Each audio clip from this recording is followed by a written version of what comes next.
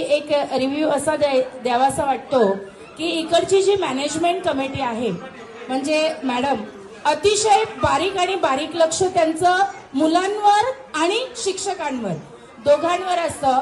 मग इथे बसलेल्यांपैकी बरेच जण शिक्षक असतील किंवा एज्युकेशन फील्ड मध्ये असतील तर त्यांना मला सांगावंसं वाटतं, मी स्वतः शिक्षक आहे पण मला हे सांगावंसं वाटतं की मी लहान मुलांना हँडल नाही करू शकत, पण हे जे छोट्याशा बालकलाकारांना घडवण्याचं काम आज या सर्व शिक्षिका इथे करत आहेत त्यांना मनापासून धन्यवाद द्यावासं वाटतं। कारण मुलांच्या कलागुणांना वाव देणं आणि मुलांमध्ये जो लपलेला सुप्त गुण आहे तो बाहेर काढणं। आता आपण बघितलं इथे की नर्सरीची मुलं प्ले ग्रुपची मुलं रडत होती, त्यांना देखील त्यांनी म्हणजे कशा पद्धतीने हँडल करून ते शिकवलं असेल, ती जी कला त्यांच्यामध्ये आहे तो सुप्त गुण जो त्यांच्यामध्ये आहे त्यांच्याबद्दल त्यांना विशेष आभार व्यक्त करावेसे वाटतात।